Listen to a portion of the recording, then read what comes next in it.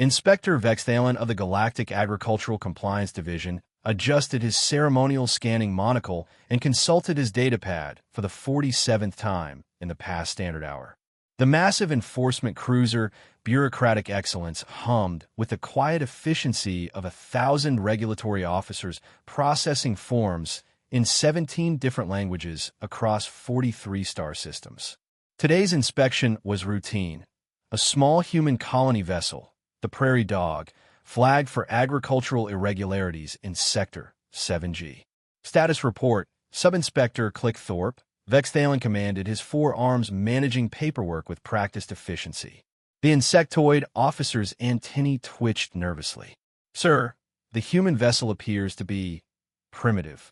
Their agricultural manifest lists standard Earth livestock, chickens, goats, and one designation marked as fluffy. Domestic companion, classification, harmless. Harmless livestock. Excellent. The humans continue to demonstrate their quaint attachment to inefficient farming practices. Vexthalen made a note on his pad. Prepare the standard inspection protocols. This should be concluded within 2 standard hours. The Prairie Dog looked like it had been assembled from spare parts and held together with what humans inexplicably called elbow grease. Scorch marks decorated its hull, and several obvious patches suggested frequent repairs. When they docked, Inspector Vexthalen was greeted by a woman in worn coveralls who appeared to be chewing on some sort of plant fiber. "Morning, Inspector," said Captain Elena Vasquez, removing her hat with casual indifference. "Welcome aboard the Dog. Hope you don't mind the mess. We're between deep cleanings." "Captain Vasquez, I am Inspector Vexthalen of a GACD. We are here to conduct a routine agricultural compliance inspection." He gestured to his team of 12 officers, each carrying scanning equipment and citation books. "This should not take long." Elena shrugged. "Sure thing. Most of our livestock is in Bay 7. Fair warning, though. Fluffy's having one of his moods today. Might want to keep your voices down." Sub-Inspector Clickthorpe consulted his scanner. "Sir, Fluffy registers as a single organic entity, approximately 47 kilograms, warm-blooded, quadrupedal. Database classification confirms harmless domestic companion." "Very well. Let us proceed." Bay 7 turned out to be a converted cargo hold with makeshift pens and what appeared to be a children's playground. The chickens seemed normal enough, pecking at feed and making appropriate chicken noises. The goats were similarly unremarkable, though one appeared to be eating Inspector Vexthalen's citation book when he wasn't looking. "Where is this fluffy creature?" Vexthalen inquired. Elena pointed to what appeared to be an empty pen in the corner. "Right there. Probably napping. He's been a bit restless lately. We had some pirates try to board us last week." Inspector Vexthalen peered into the pen and saw what looked like a large, fluffy, gray and white creature curled up in the corner. It appeared to be some sort of mammal with an unusually thick tail and distinctive facial markings. "Adorable," commented Sub-Inspector Clickthorpe. "Very docile looking." Elena Kaugid. "Yeah, well, appearances can be deceiving. Hey, Fluffy, we've got visitors." The creature opened one eye, then the other. Then it sat up, revealing that 47 kilograms had been a significant underestimate. Fluffy was enormous, easily the size of a small shuttle. His distinctive black mask markings around intelligent dark eyes gave him an almost comical appearance. But there was something unsettling about the way those eyes tracked each inspector with calculating precision. "Your scanner appears to be malfunctioning, Sub-Inspector," Vexthalen said nervously. "This creature is clearly much larger than indicated." "Sir, the scanner insists it's reading correctly. 47 kilograms, domestic companion, harmless." Elena scratched behind one of Fluffy's ears, which were nearly the size of dinner plates. "Yeah, he's been growing lately. Growth spurt, I think. He's still just a baby, really." "Baby?" Vexthalen's voice cracked slightly. Fluffy yawned, revealing teeth that looked capable of gnawing through the ship's hull. Then, with surprising grace for something the size of a cargo container, he rolled over and presented his belly for scratching. "Ah, he likes you guys," Elena said cheerfully. "That's unusual. He's normally pretty suspicious of strangers. Must be because you smell like those enforcement officers. What enforcement officers? Thorpe asked. The ones from last month. Tried to confiscate him. Said humans weren't allowed to keep unregistered megafauna or some bureaucratic nonsense. Fluffy didn't take kindly to that. Inspector Vexthalen felt a chill run down his primary spine. What exactly happened to those officers? Oh, they were fine. Eventually, once we got them down from the ceiling. Turns out Fluffy's got quite a grip with those little hands of his. Elena gestured to Fluffy's front paws, which were indeed remarkably hand-like, each equipped with what appeared to be extremely dexterous fingers and rather prominent claws. Of course, it took 3 hours to get their equipment out of the recycling system. Fluffy's real good at problem-solving. As if to demonstrate, Fluffy had somehow produced a complex knot of rope and was methodically untying it with his front paws while maintaining perfect eye contact with Inspector Vexthalen. That's quite intelligent for livestock, Vexthalen observed. Livestock? Elena loves it. Oh no, Fluffy's not livestock. He's family. Been with us for 3 years now, ever since we found him as a kid on that mining station near Alpha Centauri. Someone had abandoned him there. Can you believe it? Poor little guy was half-starved, living off garbage and whatever he could catch. Catch? Well, sure. Fluffy's a natural hunter. Back on Earth, his wild cousins can take down creatures 5 times their size. Of course, Fluffy's a bit larger than the standard model. Elena reached into her pocket and produced what looked like a child's rubber ball. Want to see his favorite trick? Before anyone could object, she tossed the ball toward the far end of the bay. Fluffy moved with shocking speed, covering the 50-meter distance in what seemed like 2 bounds, his powerful legs propelling him with the grace of a predator and the devastating efficiency of a missile. He caught the ball, then proceeded to demonstrate his problem-solving skills by opening a seal maintenance hatch that should have required specialized tools. How did he? Thorpe began. Oh, he's watched the crew work on those hatches dozens of times. Fluffy learns fast. Real fast. Last month, he figured out how to operate the cargo bay doors. Had to install special locks after he decided to redecorate the cargo hold by rearranging all our containers.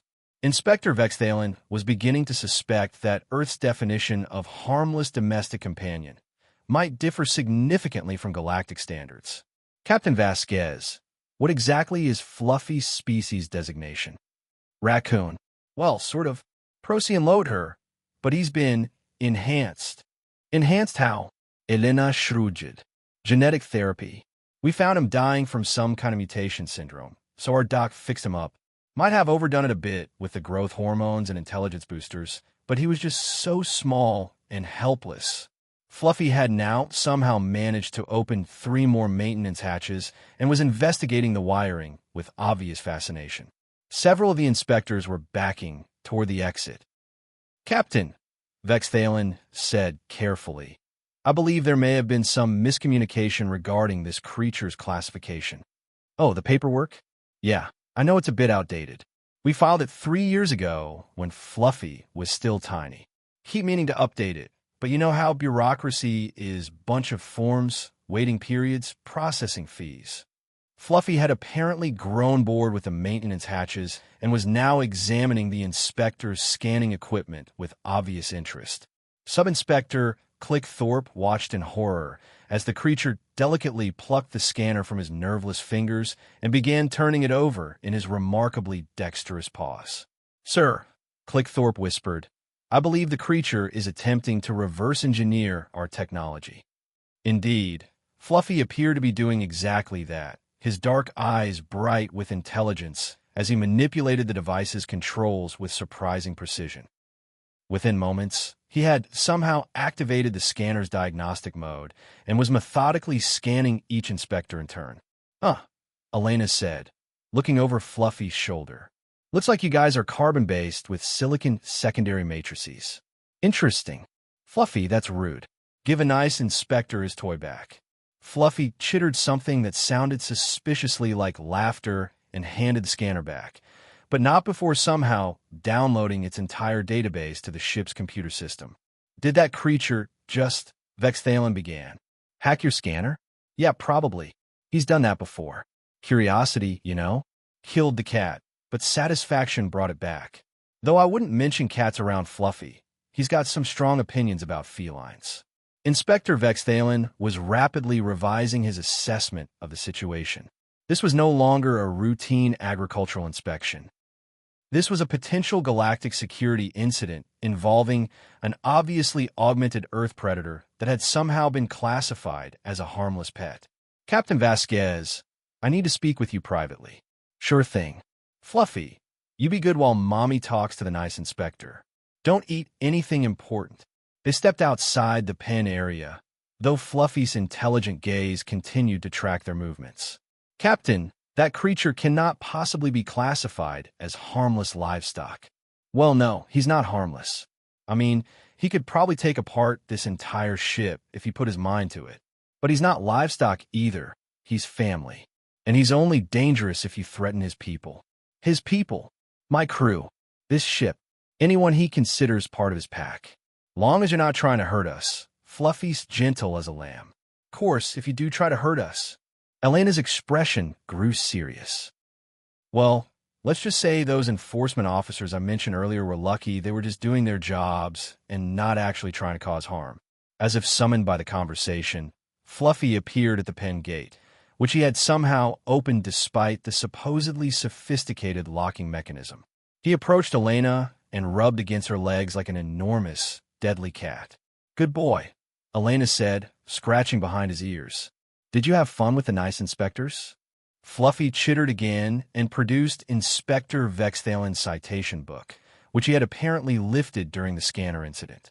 The book had been meticulously organized, with small paper bookmarks inserted at what appeared to be relevant regulations. Sir, Clickthorpe said weakly, I believe the creature has been studying our legal codes. Indeed, Fluffy had somehow flagged 17 different regulations that seemed to pertain to his own legal status, including subsection 847C regarding the reclassification of companion animals under exceptional circumstances. Elena flipped through the book with obvious amusement. Looks like Fluffy thinks you should reclassify him as sentient companion rather than livestock. Huh. Says here that would give him legal rights under the Galactic Protection Act. Inspector Vexthalen stared at the impossibly intelligent creature who was now apparently advocating for his own legal rights and wondered how his career had led to this moment. Captain, I believe we need to discuss a complete revision of your agricultural manifest. I figured as much. How about I put on some coffee and we hash this out? Fair warning, though. Fluffy likes to help with paperwork. 3 hours later, Inspector Vexthalen found himself filing what was certainly the most unusual report of his career. Fluffy had been reclassified as a sentient companion with restricted access privileges, which essentially made him a full crew member with voting rights in ship decisions. The creature had also somehow negotiated himself a formal salary in the form of specialized puzzle toys and access to the ship's educational database. Sir, Clickthorpe said as they prepared to depart. What do we tell headquarters about this?